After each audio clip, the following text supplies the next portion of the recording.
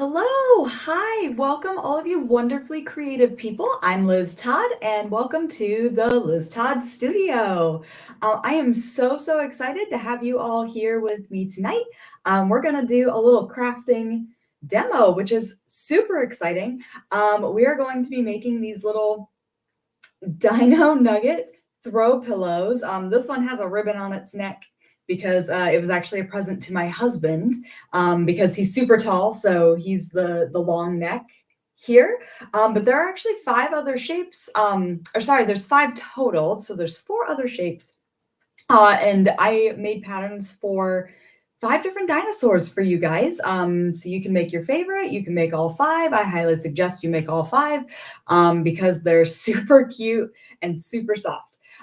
So we have the long neck, the Brachiosaurus, we have the Pteranodon, which is the flying dinosaur, T-Rex, of course, Stegosaurus, and Triceratops.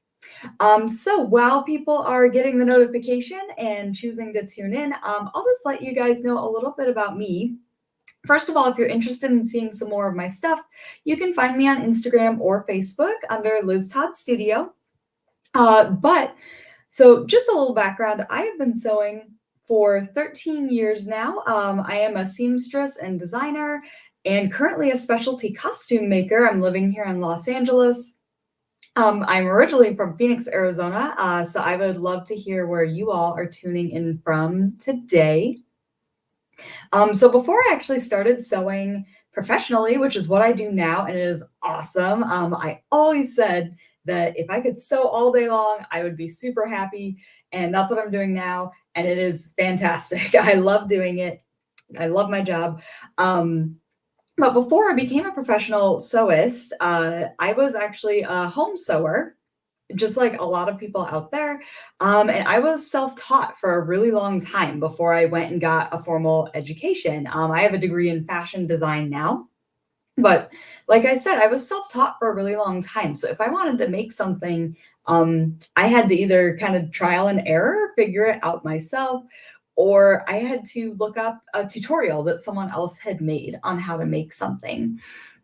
And so now I'm super excited to be one of your awesome Husqvarna Viking ambassadors to kind of pass that knowledge on to all of you out there who are interested in learning a new skill or learning new equipment or anything like that, just like other people did for me when I was learning how to sew. So without further ado, we'll get into it. So this project, these throw pillows are super cute, super soft and fluffy. And they're also super simple to make, and I'll walk you through what you need and how to make those with your machine tonight. So some of the things that you're going to need for this project are you're going to need the pattern pieces. Those will actually be available for you to download on my SewNet, or you can draw your own, which is what I did, but you can definitely use the ones that I made. They already have like the notches and the seam allowance and all that on them. You're going to need some Sherpa fleece, which is what this is made out of. Okay, give you like a little close-up of it here. I love this fabric because it really does look like crispy breading. Actually, maybe under this one would be better. There we go. It looks kind of delicious, actually. I have a feeling it probably doesn't taste as good as it looks. So this is just a yellow or golden Sherpa fleece. You could get like golden or brown, or I think this one was called mustard yellow. I ordered this one off of Etsy, but I've seen it at like Joann's, or they even sell like Sherpa blankets on like Amazon. You could cut up a blanket, or if you thrifted a blanket like this. But it's just kind of a flat, sort of like curly knit fabric. So it does have a two-way stretch. So if stretchy fabrics are a little scary to you, like they were once upon a time to me, I'll help you out with some tips with that tonight. You'll need a matching thread to go with it. You're going to need some fabric scissors, obviously, your machine. You'll need polyfill or some sort of fiber fill for stuffing.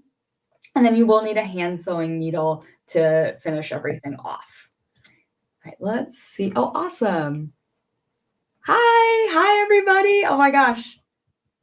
I'm just reading some of the comments. Hello. Oh my gosh, it's so good to see everybody. Cool. Okay, so I'll go ahead and get started here. So if we look over at the sewing view, I already have one cut out. I'm gonna make another long neck, since I already gave one away. So I'm gonna make another one. So when you're cutting this fabric out, there isn't really anything too special you have to take into consideration while cutting it. You would just kind of mark it and cut it like you would normally, although I do recommend that you use a fabric marker, maybe instead of like, say, chalk or something like that. Do pay attention to the grain lines so that your pieces are going in the same direction. I know at once upon a time as a beginning sewist, I would just kind of fit pieces where they could fit on the fabric, which is not great, especially if their fabric has a stretch, which this one does have a two-way stretch. You do want both sides to have the stretch in the same spot. Otherwise, you're going to get some weird lumps and things like that. So I also recommend that you do cut these out on the flat, meaning you just lay out your fabric with the right side down, and you trace the piece and then you flip it over and trace the mirror image. Rather than, sometimes you can fold the fabric in half and then cut both layers out at the same time. I don't really recommend doing that with a fabric like this, especially when it has a pile. It's a little slippery, and it is a little thick as well. So you can have pieces shift and just it ends up looking very strange. So I recommend that you actually cut them out one at a time. Yes, it takes longer, but it will look better. All right. So when you cut your pieces out, since this does have a 1/2 inch seam allowance, you don't really have to worry about hiding the seam so much. Not when you're cutting it anyways. I know sometimes with like fur or things that are fluffy, you're trying to hide the seam when you cut it out. You don't really have to worry about that. There's a few tricks that I'll tell you about that you can hide the seam later if it bothers you. Or if it doesn't bother you at all, then cool. I think I just kind of left mine the way that they were. This fabric is actually very forgiving, so they're not that visible anyways. The other thing that you want to keep in mind when you're cutting it out is when you're cutting your notches, or rather maybe not cutting your notches, with a knit fabric like this, you do not want to cut your notches into the fabric itself. If you've ever had like a loose thread in a sweater and then you've kind of like pulled it and the whole thing starts to like unravel, that can kind of happen with knit fabrics too. They're made sort of the same way as like your knit sweater is it's all looped together. So if you cut a loop, you've now sort of created a weak spot.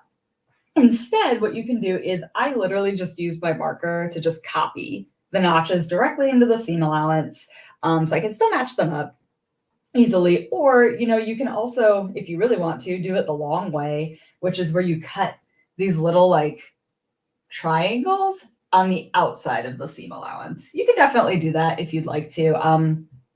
I prefer the shorter way, but it's up to you, whatever you'd like to do. All right, cool. Looking good. All right, just checking for any questions or anything like that. If you have a question, feel free to comment and I will answer as best I can. But anyways, I'm going to go ahead and get started with this. So I've already got my two pieces cut out. Currently, they are right sides together. All right. And I have it almost entirely pinned except for that little section up there that I keep flipping open to show you. One other thing I want to draw your attention to is there is a little section that is meant to be left open so that you can stuff it. I would absolutely check before you get started that little area, which for me, I marked with 2 sets of double notches, just to kind of draw my attention to it. I would definitely make sure that area is at least big enough for your hand to fit through. Some of these pieces do have some kind of finicky little areas, like, up in the head or in the neck. And you want to be able to kind of get your hand in there so that you can actually make sure those areas get stuffed really nicely. And they're not floppy. Nobody wants a floppy, sad pillow. So I made them for, about my size hand, maybe a little bigger. So if you need to make them bigger, that's totally fine. I also put them in an area that was nice and smooth. Not only so it's easier to sew up again later, I definitely don't want to like be hand sewing like these corners. That's just kind of tricky. But also so that I can make sure that everything is stuffed up to this point. So like, for example, on this piece, the back is probably the easiest area to do that. Let's see, where is the pattern from? Um, okay, yeah, it will be on my Sonet in a couple of days, I believe. So you can download it there.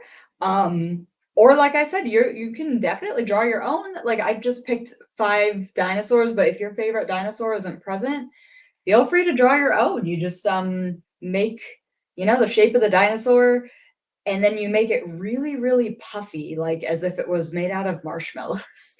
That's the key to making it kind of look like a nugget. All right, I am gonna adjust the sewing camera a little bit so that you can actually see the machine. And actually, I don't really need all this extra fabric anymore, so I'm gonna move that as well. Okay, so let's show you the machine setup. Ooh, that was kind of cool, huh? Sort of journey to the center of the earth a little bit. Neat. Telescopic view. That's not a great view of the machine though, so let's go ahead and adjust that just a little bit. All right. And make it shorter. Okay, that's a little bit better. I'm okay with that, I think. All right, so as far as setting up your machine to get ready to sew, so kind of hard to see my settings with the ring light, but I am going to want to use either a zigzag stitch or a lightning stitch. I don't necessarily need the pillows to be stretchy, but since it is a knit two-way stretch fabric, I do not want to use a straight stitch on this because, if I flop on my bed or the couch really hard, I just want the pillows to be squishy and I want the thread to kind of move with it, which a zigzag stitch or a lightning stitch are going to allow that to do. I definitely don't want to like squeeze the pillow too hard and then break a seam or pop the thread. That's no good, which, a straight stitch doesn't really stretch at all. So I'm not going to do that. I am going to do a zigzag or a lightning stitch, or I'm going to do a zigzag stitch actually today. So I am going to do the centered zigzag stitch, which I believe is number 9. And I'm going to have it be, I don't really need it to be that wide, so I'm going to bring it down to 2 for the width and 4 for the length I'm okay with. All right. Okay. So let's go ahead and get started. So I already have my piece pinned together at intervals. I already have my notches matched. Now, I already pointed out those 2 sets of double notches that I'm going to leave open for stuffing. I'm going to go ahead and pick one of them to start with. So I'm just going to start beyond the hole that I'm leaving open. Okay. All right, and this does have a 1/2 inch seam allowance, which, since my machine is metric, that goes to about the number 1 on the 10, the 10 millimeter there. Okay. All right, and this machine is actually super nifty in that I just grabbed the hand wheel because that's like my muscle memory is to grab the hand wheel, but it actually has like a needle down and a press a foot down function, which I think is just so cool. And if you push the needle down, it like brings the presser foot down at the same time, which like how awesome is that? Technology is amazing. Amazing. All right, so let's see. Just trying to give you a better view here. There we go. Okay. All right, so I am going to go ahead and get started. All right, and I already have the fix activated on this machine, which if you haven't used the fix feature before, also super cool. It kind of like ties a knot at the beginning for you rather than you having to backstitch. Of course, you can still backstitch if you want to, which especially where your hand is going to go in, it's good to have like that extra security, but you don't necessarily have to do that. So I'm just going to go ahead and get started here.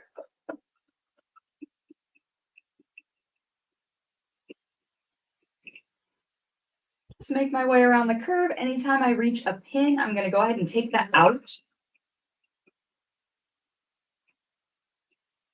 I would highly recommend that you do not sew over your pins. I know that some people say that you can and that it's faster.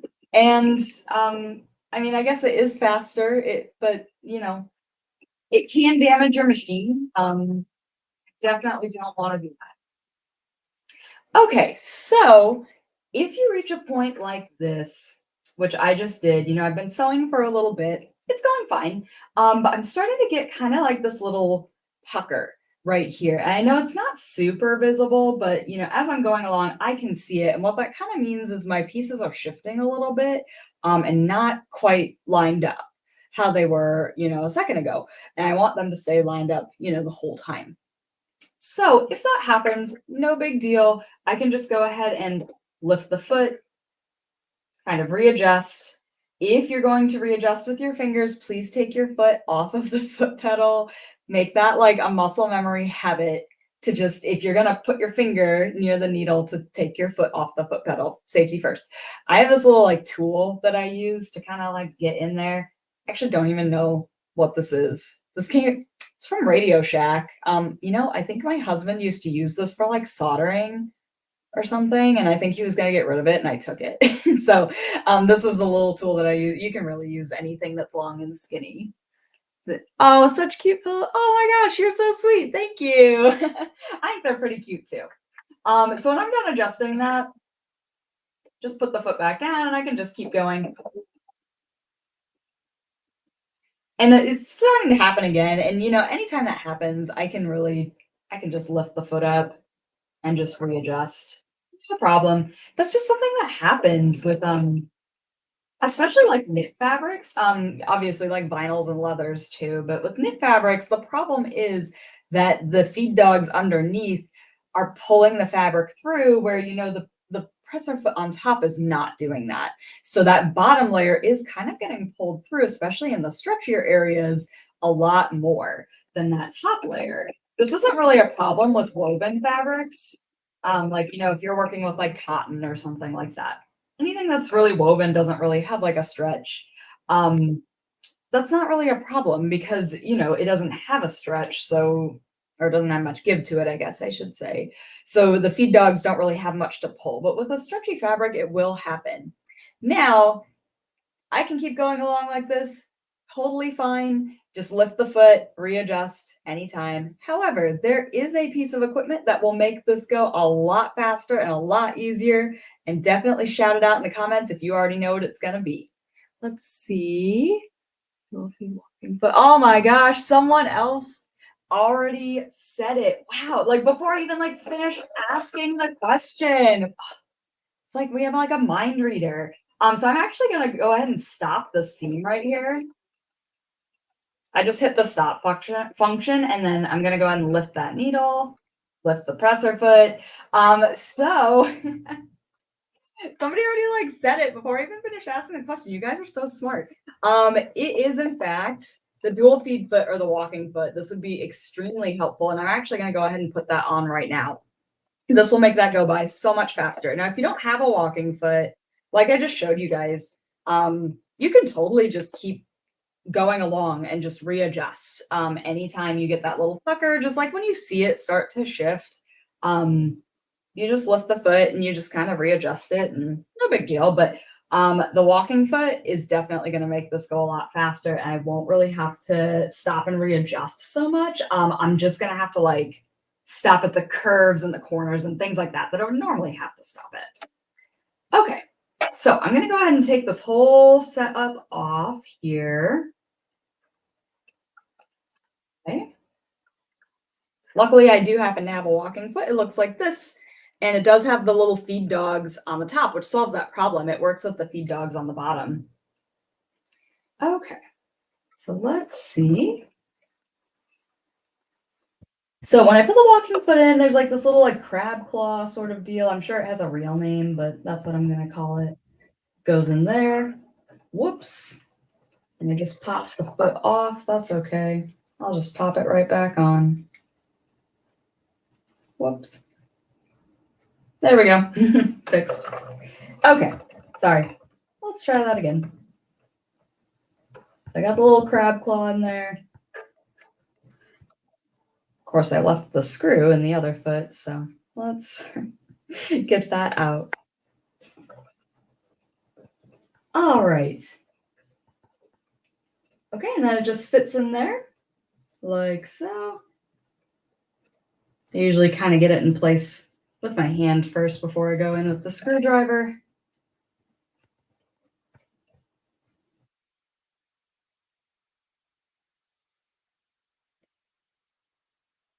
Tighten it up. All right. Cool. I'm just periodically checking the comments. That's why I'm like looking at the computer like that. I actually don't like to wear my glasses while I'm sewing, really, because my glasses are really just for reading far away. So close up stuff like sewing is not super helpful with them on. But then, of course, reading comments from all of you is hard without my glasses on. So I do have to kind of squint. Okay, so I've got the walking foot on. All right, ready to go now. And the half-inch seam allowance actually lines up almost perfectly with that second, that outer set of feed dogs. It's like pretty much on the edge of it. So let's go ahead and try this again. I'm just gonna pick up right where I left off, put that foot down, and let's see how this goes.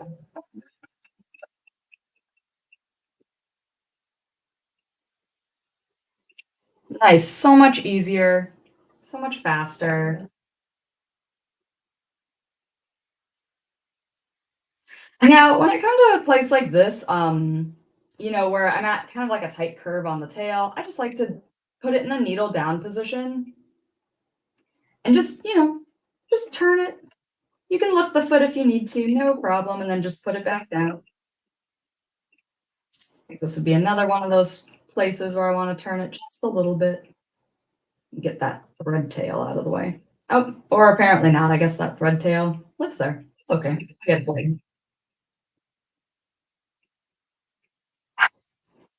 Right. And like I said, this fabric is actually very forgiving. Um, that, you know, if the seam is a little messy, it's really not a big deal because you've got like all those little curly, fluffy pieces. It sort of hides that a little bit. So if you're like slightly off the seam allowance, it's really not that big of a deal. It'll still end up looking cute.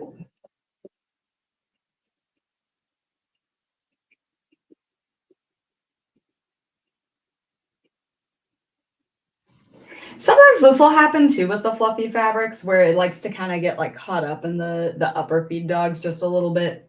Since this is the wrong side, it's really not a big deal. Obviously, I probably wouldn't want to do that on like the right side of this fabric because then it's going to get all tangled and that's no good. But since it's on the wrong side, no one's ever going to see it. No problem. All right. So I've reached up into the corner here. Okay. So I'm just going to see, did I go far enough before I turn it to the leg? I'm going to say that that's good. Now I'm just going down his first leg here. Just going to be another like tight curve at the bottom. So this is one of those places where I'm just going to lift, turn a little bit, get that pin out of the way, lift, turn just a little.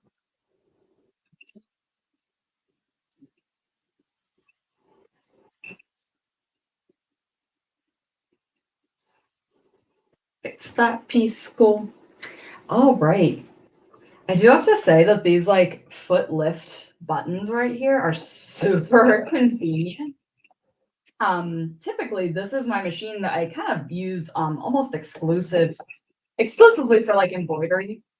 Like very rarely do I actually sew on this machine just because I have another Viking machine. Actually, the first Viking machine I ever bought.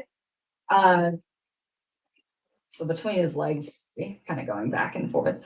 But usually my other machine is kind of like my exclusive sewing machine, you might say, but it does not have the lift buttons, the foot lift buttons. You actually have to like reach behind the machine and lift the foot, which the mechanical foot lift is not bad. Just for a project like this, it's not as convenient. I will say that, where you kind of have to lift the foot a lot. Yeah, it's really nice to have those right up front and center. I am just going down his second leg now.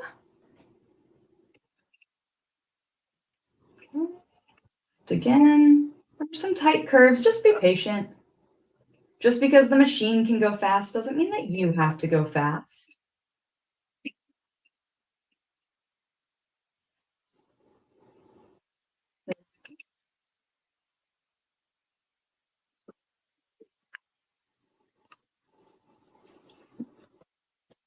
around there. So yeah, if you ever see me reach back behind the machine, that's why. It's because the my other machine, it has the presser foot lift back there.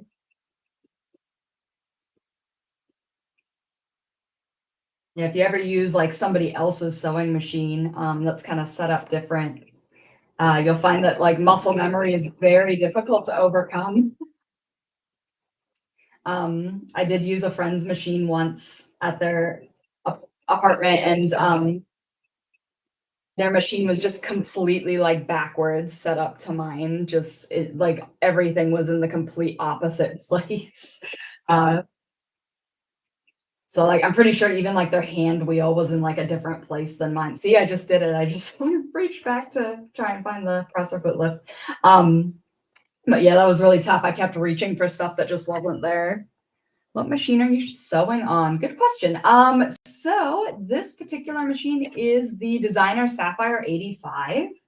Um, like I said, I also have actually two other Viking machines. My regular Viking sewing machine is an Opal 650, I believe. Um, I'm currently going up his stomach right now, the long neck. So we're almost at the long neck. And then my other Viking machine, my embroidery machine before this one actually, was a design from diamond. And they're all just amazing machines. Which is why it's really cool to be able to be a Viking ambassador, just because I already owned, two of their machines myself before I became an ambassador, just because they make really, really good machines. So it's really cool to be able to show people like the really cool stuff that the machines can do. All right, we've reached the long neck part of the long neck. Okay, so I'm just making sure that that's all lined up.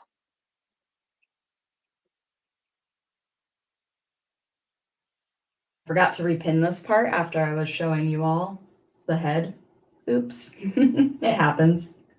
You actually really don't need too many pins. Obviously, use pins to your comfort level. Pin as much as you'd like, but you don't really need too many for this. It has a lot of pretty big landmarks, like the Stegosaurus has like all the spikes and all of that. I think I went far enough on that. There we go. Let's see. I bet that's good. Yeah, perfect. Okay, so I've now reached his head. So we're getting close to where I started.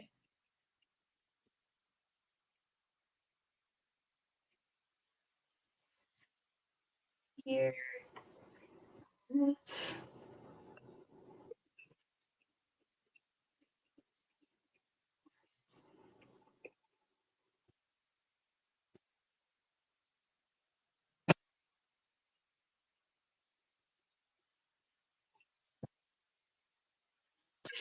I like to stop every now and again just to make sure everything's good. I'm also sewing at kind of a strange angle so that it looks better, on camera.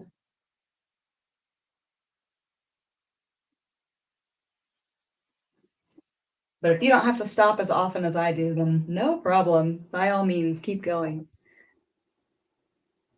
Oh my gosh, another Diamond Royale fan, huh? Yeah, I love that machine. That was my first, not my first embroidery machine, but basically after, I had a very, very beginner embroidery machine. That the hoops are like teeny tiny, and I wanted something that had a bigger hoop, like on purpose. And so the Diamond Royale going to like those huge hoops, that was awesome. Oh my gosh. All right, I am going down the other side of the long neck, which means I'm almost at his back, which is where I started. And believe it or not, once I get to that part and finish up the seam, it's already time to stuff it. That's how simple this is.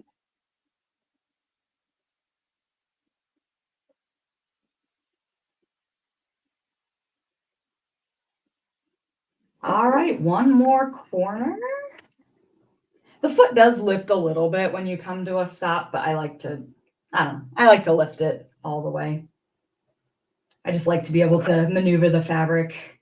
But if you were sewing with like a thinner fabric than this, because it is kind of fluffy, then it would probably lift enough that you could maneuver whatever you're working on. All right, so that is my other set of double notches. So I'm gonna go ahead and hit the stop button, which just like the fix, it kind of like knots it for you and finishes it off. Okay, lift that, lift the needle. All right, cool. I'm gonna go ahead and cut those loose threads. All right, I'm gonna go ahead and change the camera view one more time so you guys can see what this looks like once it's all sewn. Telescopic view here. Kind of like that. It's neat. Okay, so here he is. He or she, I don't know. I didn't ask. Um, so here the dinosaur is. Uh, and now what I'm gonna have to do is I'm gonna have to go ahead and turn this right side out. All right. Actually, I'm going to check my phone charge real quick so that it doesn't die on me. Okay, we're good. We're all good. Awesome. So this is what it looks like right now, flat. I am going to go ahead and turn this right side out, and conveniently, I do have a hole in order to do that.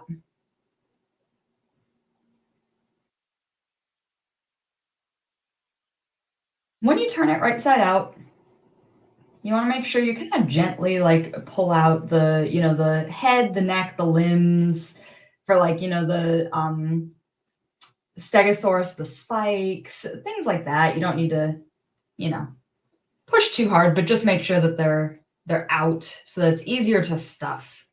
Okay, so there's the head. There's one foot. There's the belly. Looking for one more foot and a tail. Okay. Yeah, you don't need to go in with like a corner turner or anything like that. Since the fabric is pretty flexible, it'll pretty much do what you need it to do just with like your fingers. Okay. There we go. Had his neck a little twisted. All right, cool. It's already looking pretty cute before we even stuff it. He's a little flat, obviously. If we want it to be a nugget, then we're gonna have to make it puffier. All right. Oh, do you need to clip the corners? Good question. You can if you want to. I honestly, I wouldn't recommend clipping the corners. Again, since it is a knit fabric, you do kind of run the risk of weakening that area if you clip it. What you can do, like let's say for example, like this little corner right here, it's fine, but you can tell it's a corner, like maybe it has a little bit of tension right there. What you can do is you can kind of trim the seam so it's thinner. Like you could trim it down to like maybe a 1/4 inch, if you wanted to. Once you stuff it, I don't think it really shows, that tension. Like I know on a woven fabric, for example, when you have like a corner that you haven't clipped, it like really has those like wrinkles that come out, but with a stretch fabric like this, it's not that big of a deal. Of course, once you stuff it and you kind of start seeing like, oh, like maybe I don't like, how this corner turned out or something like that, you can always go back and, you know, trim the seam down if you want to. Okay, so we are ready to stuff this. I've just got some polyfill that I'm gonna go ahead and use that hole that I left in order to stuff him. Let's see if I can find, yes. So this is the polyfill that I used. Yeah, put the bag under there. It is the super soft polyester fiber fill. I got a 40-ounce bag. I actually used the whole thing to make all 5 of the Dino Nuggets. But I have more. So I am going to go ahead and use that and start stuffing it. And you can really stuff it as full as you'd like. If you want it like super puffy, that's fine. And what I kind of try to do is go in and do like the little areas first. So like the legs, the tail, the head. I try to kind of get those first and then sort of like get the body. Because as you push more into the body, it'll actually kind of push, that stuffing further into the legs or further into the head or the neck or whatever. Um, so I do try and get those ones first. His stubby little legs always make me laugh. So cute.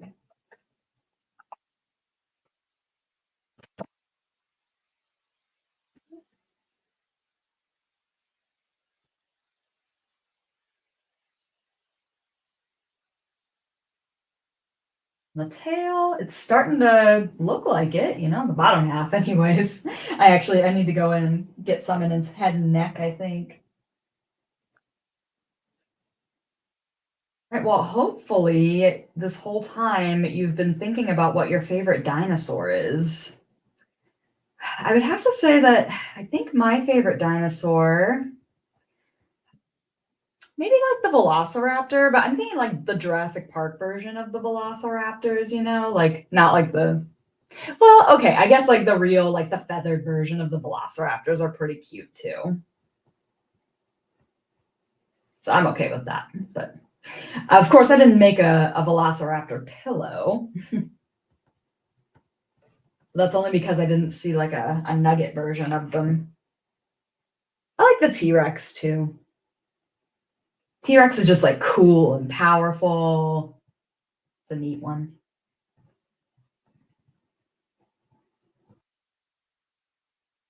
Right.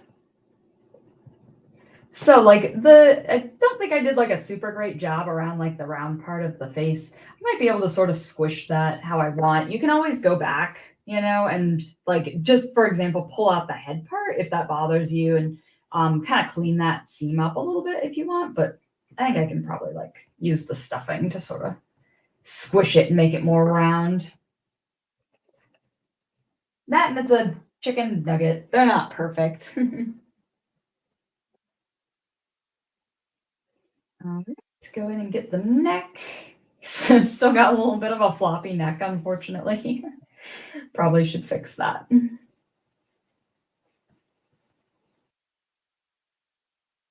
Okay. I feel like we're almost there. Maybe get a little bit more in the tail. Start doing the main body. Like I said, you can stuff it as full as you'd like it to be. If you want it to be a little more like squishy and huggable, or if you want it to be like super puffy, that's fine too. Oh, Diane, your favorite is a pterodactyl. Awesome.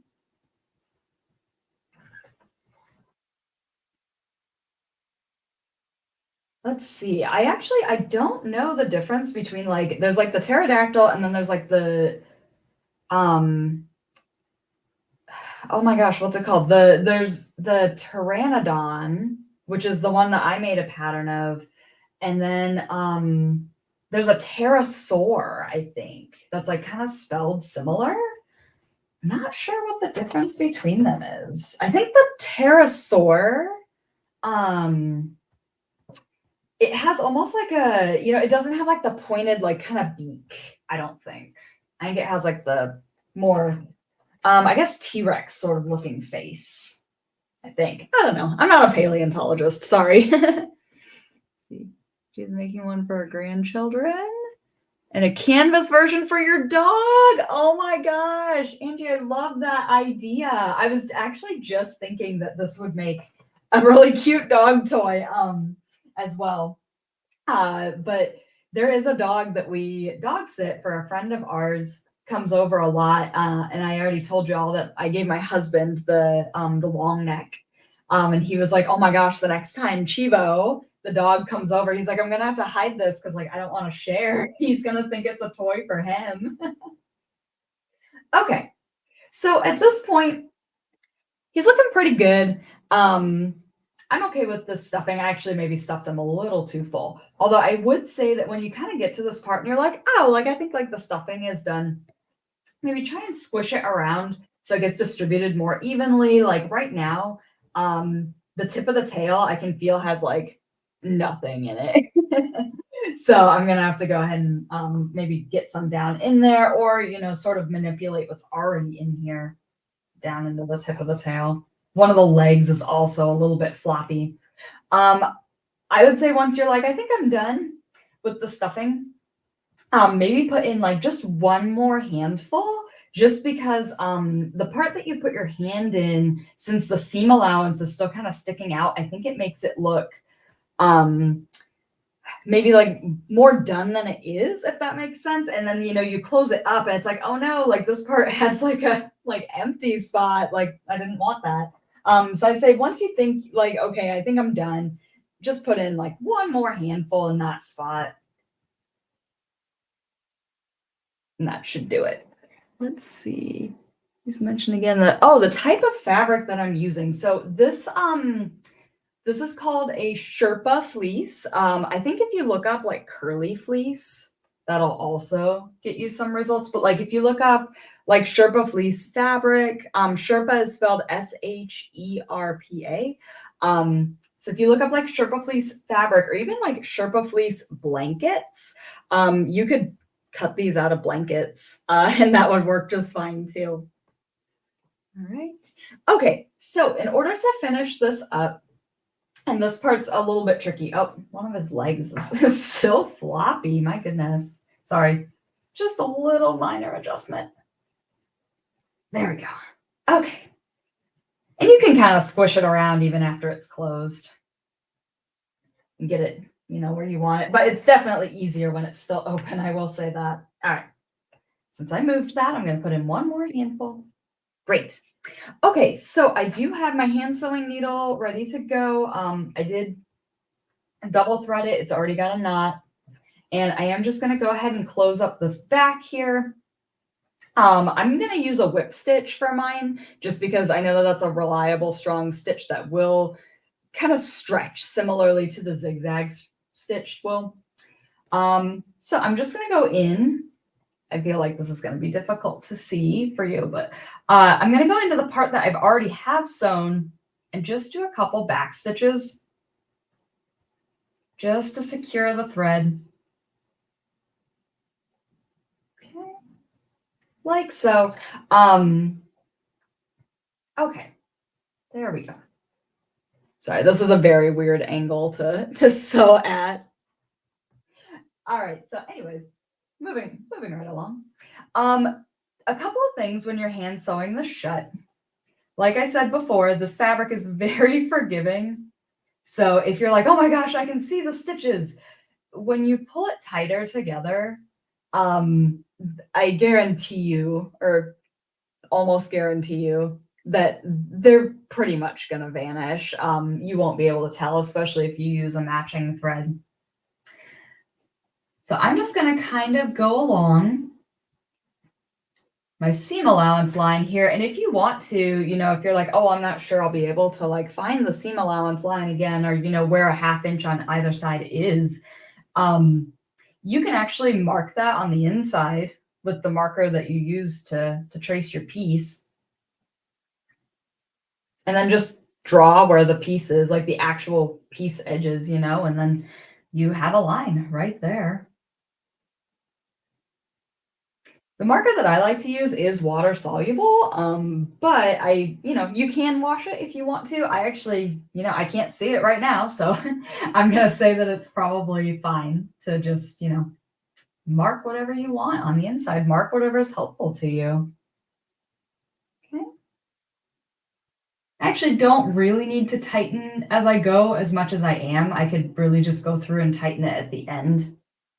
But as I'm going through, I am just sort of like pushing down on the part where they meet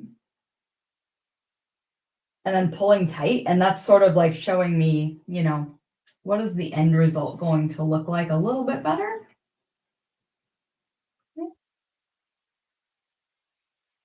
I am looking periodically just to make sure I'm not missing any questions or comments. We are coming to the end of this project, so if you have any other questions, please do drop them. I will do my best to answer. Like What's your favorite color, for example? Or like, wow, Liz, how did you get so good at this? Like, stuff like that, normal questions. I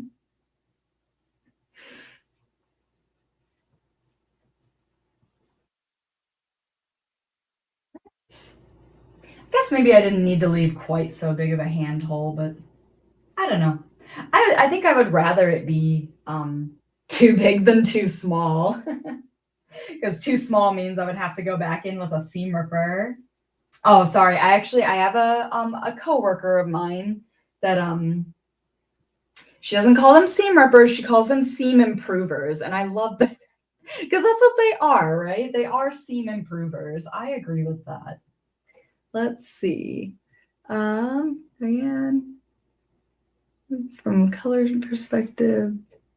Best I could find is a lamb wool fabric. Oh, interesting.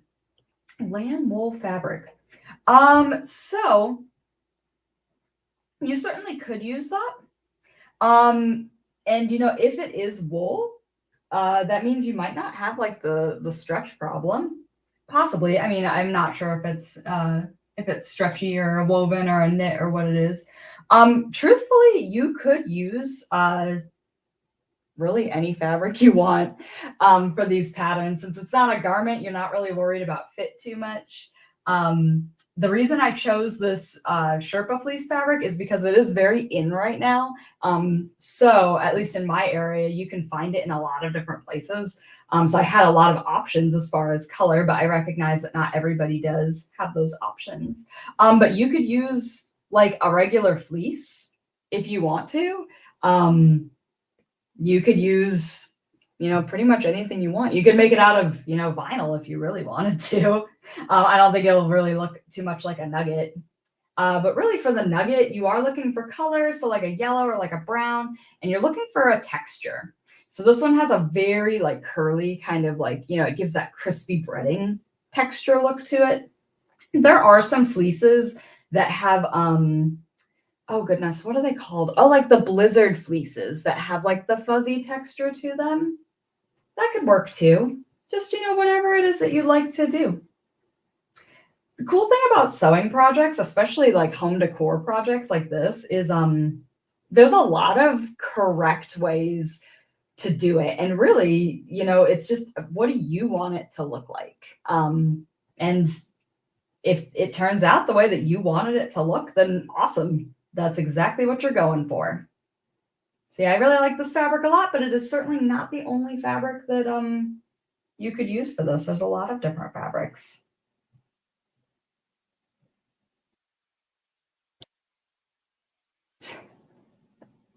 Okay. I am wishing that I had put like one more handful of stuffing. I followed my own advice, but I guess I should have done two handfuls because I feel like his rump is like it's a little saggy, but that's okay. There's nothing wrong with a saggy rump. That's fine. Also, I think I can kind of squish some of the stuffing so that it's maybe not quite as saggy. So to finish this off, I did reach the end of the hole that I left for stuffing. I'm just going to go ahead and do a couple little back stitches to secure. Okay. See what I mean? It's just a little a little saggy. That's okay. I'm gonna go ahead and cut my thread, and then I'm going to. I like to do 4 little knots. I don't know why 4. 3 would probably be plenty, but I always do a 4th one just for good luck. 2,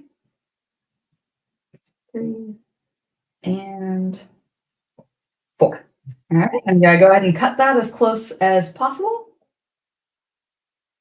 All right, so I should have done like one more handful up there, but let's see if I can kind of squish some of this. I have like a lot in the middle section here. I feel like I can get some up there. If you sort of like press it flat just a little bit too, that kind of helps. Yeah. Oh, there's there's like a really dense like stuffing piece in his neck here. Okay, cool. I think I'm satisfied with that.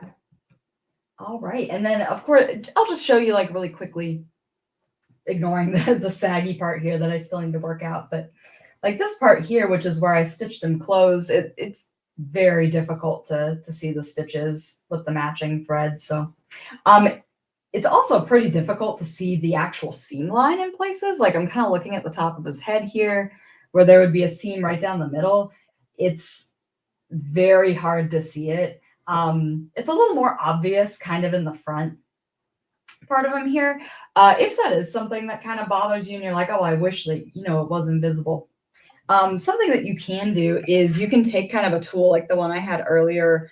You don't want something too sharp. You can kind of use a pin gently.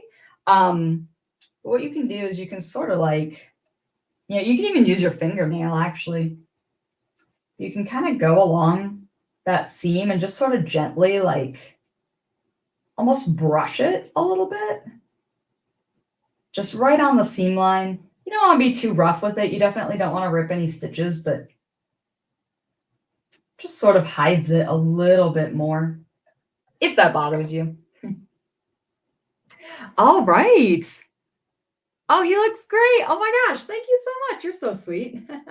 Oh, there's nothing in the sewing view. Here, I'll put this one. I don't want to have an empty screen. There we go. All right. So here he is. Pretty cute, huh? He looks delicious. I'm not actually gonna try him. I don't think he would taste as good as he looks, but super cute. I love the idea of this as like a dog toy too. That is so clever. And I feel like dogs would love it. So cute. Oh, so cute. I see what you did there. So like sewing. And I'll show you real quick some of the other shapes that will be available on my sew net. Once again, so you guys saw the long neck. That's the one that I made.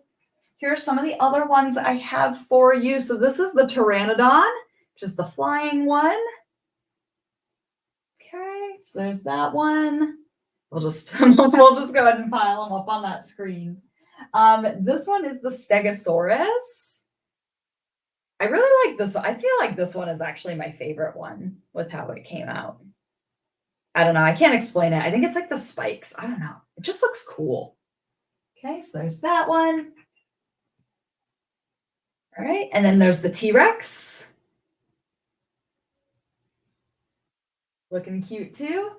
And I have like a very delicious pile going on the other screen. And then the last one is the Triceratops. That one. So yeah, these will be on my Sonnet in a couple of days, it looks like. So you can download them and you can use the pattern to make your own. Let's see.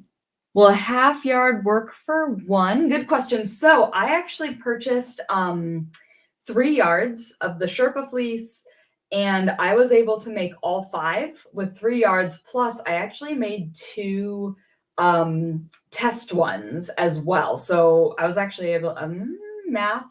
I was able to make 7 out of 3 yards.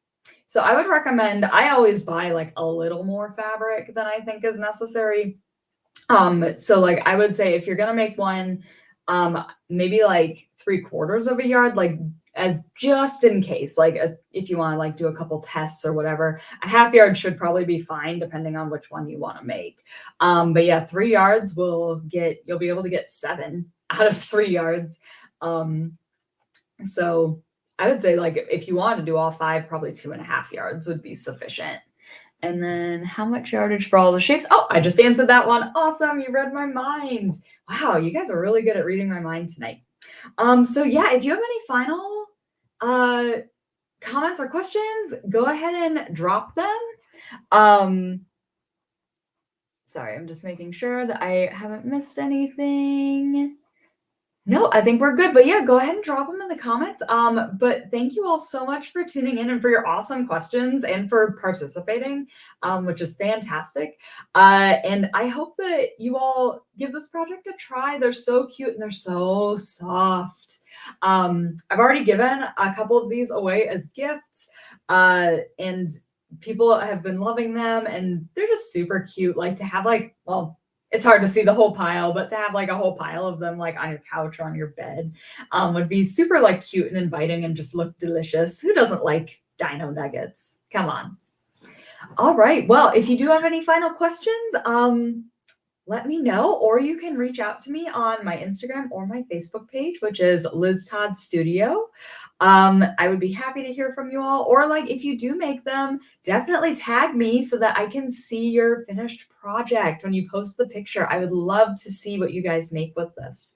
But yeah, please feel free to reach out to me at any time. And thank you so much to Viking for having me do a little demo tonight. This was so much fun to show you all how to make this project.